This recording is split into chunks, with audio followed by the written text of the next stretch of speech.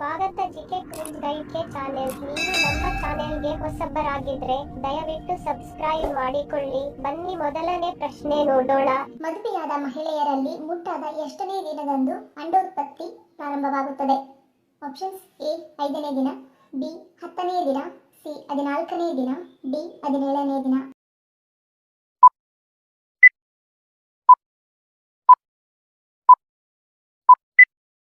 ನಂತರ option C 14ನೇ ದಿನ.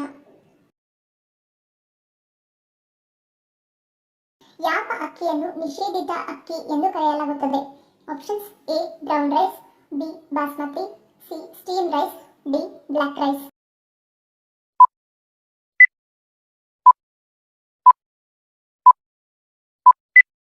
ನಂತರ ಆಪ್ಷನ್ ಡಿ ಬ್ಲಾಕ್ ರೈಸ್.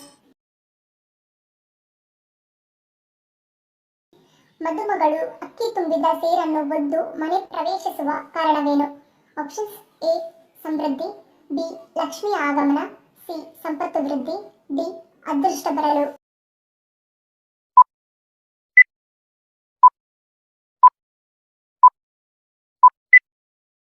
ಸರಳೋತ್ತರ: ಈ ಬೇಲಿನ ಎಲ್ಲವೂ. ಮಹಿಳೆಯನ್ನು ಭಾರತೀಯ ಸಂಸ್ಕೃತದಲ್ಲಿ ದೇವಿ ಲಕ್ಷ್ಮಿಯ ಸ್ವರೂಪವೆಂದು ಪರಿಗಣಿಸಲಾಗುತ್ತದೆ. ವಿವಾಹವಾದ ನವವಧುವನ್ನು ಲಕ್ಷ್ಮಿ ಎಂದೇ ಹೇಳಲಾಗುತ್ತದೆ. ಅಂತೆಯೇ ದೇವಿ ಲಕ್ಷ್ಮಿ ಮನೆ ಪ್ರವೇಶಿಸುವುದು ಬಾಗಿಲ ಹೊಸ್ತಿಲಿನ ಮೂಲಕವೇ. ಆದ್ದರಿಂದ ಸಮೃದ್ಧಿಯ ಸೂಚಕವಾಗಿರುವ ಅಕ್ಕಿಯನ್ನು ಹೊಸಲಿನ ಮೇಲೆ ಒಂದು ಪಾತ್ರೆಯಲ್ಲಿ ಇಟ್ಟು ಅದನ್ನು ನವವಧು ನಿಧಾನವಾಗಿ ಬಲಗಾಲಿನಿಂದ ತಳ್ಳಿದರೆ ಸಮೃದ್ಧಿಯ ಸಂಕೇತವಾಗಿರುವ ಅಕ್ಕಿ ಮನೆ ತುಂಬ ಹರಡಿ ಸಂಪತ್ತು ಬರುತ್ತದೆ ಎಂಬ ನಂಬಿಕೆ ಇದೆ. 500 ರೂಪಾಯಿ ನೋಟಿನಲ್ಲಿ ಯಾರ ಸಹಿ ಇರುತ್ತದೆ? ಆಪ್ಷನ್ಸ್: ಎ ರಾಷ್ಟ್ರಪತಿ, ಬಿ ಪ್ರಧಾನಮಂತ್ರಿ, ಸಿ ಹಣಕಾಸು ಸಚಿವ, ಡಿ ಗವರ್ನರ್.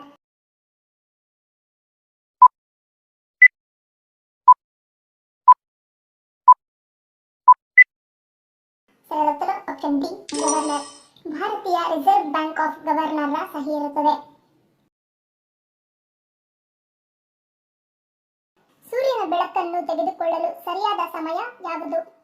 ಆಪ್ಷನ್ಸ್: ಎ 8ರಿಂದ 11 ಗಂಟೆ, ಬಿ 11ರಿಂದ 2 ಗಂಟೆ, ಸಿ 2ರಿಂದ 4 ಗಂಟೆ, ಡಿ ಬೆಳಗ್ಗೆ 6ರಿಂದ 8 ಗಂಟೆ.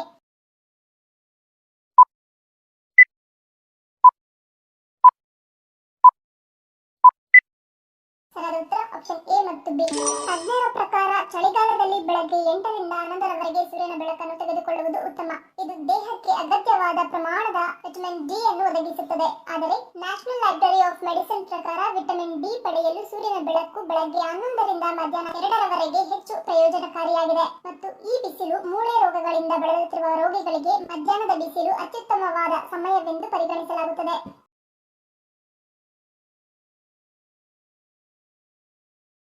ಬೀಜ ಅಥವಾ ಸಿಪ್ಪೆ ಇಲ್ಲದ ಹಣ್ಣು ಯಾವುದು? ಆಪ್ಷನ್ಸ್: ಎ ಹಲಸು, ಬಿ ಮಲ್ಬೆರಿ, ಸಿ ಸೀಬೆ, D snake fruit.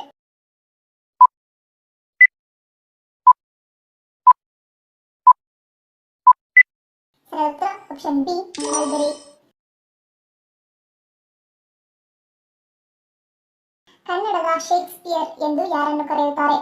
Options: A Basavanna, B Masti Venkatesh Iyengar, C Galaganatha, D T P. Kailasam.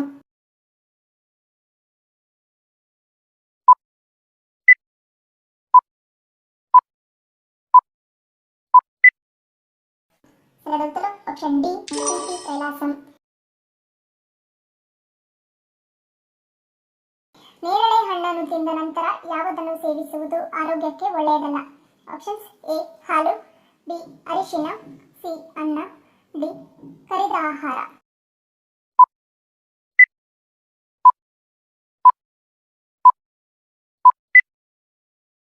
ಸರಿಯಾದ ಉತ್ತರ ಆಪ್ಷನ್ ಎ ಮತ್ತು ಬಿ.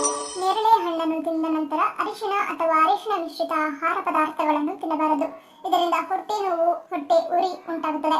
ಹಣ್ಣು ತಿಂದ 1 ಗಂಟೆಯ ನಂತರ ಸೇವಿಸಬಹುದು. ಹಾಗೆಯೇ ನೇರಳೆ ಹಣ್ಣನ್ನು ತಿಂದ ಬಳಿಕ ಹಾಲನ್ನು ಸಹ ಕುಡಿಯುವುದು ಅಪಾಯ. ಇದು ಅತಿಸಾರ, ಅಜೀರ್ಣ, ಅಸಿಡಿಟಿ ಮುಂತಾದ ಆರೋಗ್ಯ ಸಮಸ್ಯೆಗಳನ್ನು ಉಂಟು ಮಾಡುತ್ತದೆ. ಹಾಲು ಕುಡಿಯಲು ಹಣ್ಣು ತಿಂದ ನಂತರ ಕನಿಷ್ಠ 1ರಿಂದ 2 ಗಂಟೆಯ ಅಂತರವಿರಬೇಕು.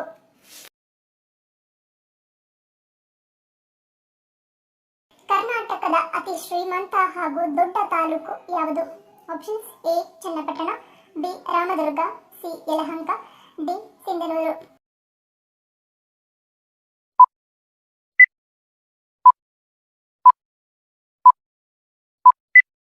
ಸರಿಯಾದ ಉತ್ತರ ಆಪ್ಷನ್ ಡಿ ಸಿಂಧನೂರು.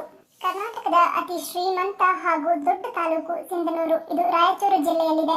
ಇಲ್ಲಿ ಬೆಳೆಯುವ ಬೆಳೆ ಪ್ರಪಂಚದ ಎಲ್ಲಾ ಕಡೆ ಮಾರಾಟವಾಗುತ್ತದೆ. ಕರ್ನಾಟಕದ ಭತ್ತದ ನಾಡು ಎಂದೇ ಪ್ರಸಿದ್ಧಿ ಪಡೆದಿರುವ ಸಿಂಧನೂರು ಏಷ್ಯಾ ಖಂಡದಲ್ಲೇ ಅತಿ ಹೆಚ್ಚು ಟ್ರ್ಯಾಕ್ಟರ್ ಆಮದು ಮಾಡಿಕೊಳ್ಳುವ ನಗರ ಎಂದು ಪ್ರಖ್ಯಾತಿ ಪಡೆದಿದೆ. ಅಂಜನಾದ್ರಿ ಪರ್ವತವು ಯಾವ ನದಿಯ ತಟದಲ್ಲಿ ಕಂಡುಬರುತ್ತದೆ? Options A Krishna, B Godavari, C Narmada, D Tungabhadra.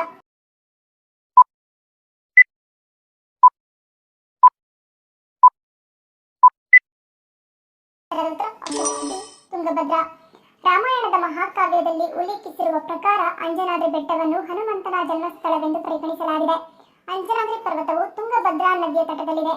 ಈ ಬೆಟ್ಟಗಳನ್ನು ನೋಡುತ್ತಾ ಹೋದಂತೆ ಹೇಮಕೂಟ ಪರ್ವತ, ಮಾತಂಗ ಪರ್ವತ, ಋಷ್ಯಮುಖ ಪರ್ವತ ಮತ್ತು ಅಂಜನಾದ್ರಿ ಪರ್ವತ ಕಾಣಿಸುತ್ತದೆ. ಧನ್ಯವಾದಗಳು. ನಿಮ್ಮ ಪ್ರೀತಿಯ ಲೈಕ್ ಕೊಟ್ಟು ಪ್ರೋತ್ಸಾಹಿಸಿ. ಇನ್ನೂ ಹೆಚ್ಚಿನ ಮಾಹಿತಿಗೆ ನಮ್ಮ ಚಾನೆಲ್ ಸಬ್ಸ್ಕ್ರೈಬ್ ಮಾಡಿ, ಪಕ್ಕದಲ್ಲಿರುವ ಬೆಲ್ ಬಟನ್ ಕ್ಲಿಕ್ ಮಾಡಿ. ಇನ್ನೊಂದು ಇಂಟ್ರೆಸ್ಟಿಂಗ್ ಪ್ರಶ್ನೆಗಳೊಂದಿಗೆ ಸಿಗ್ತೀನಿ. Love you.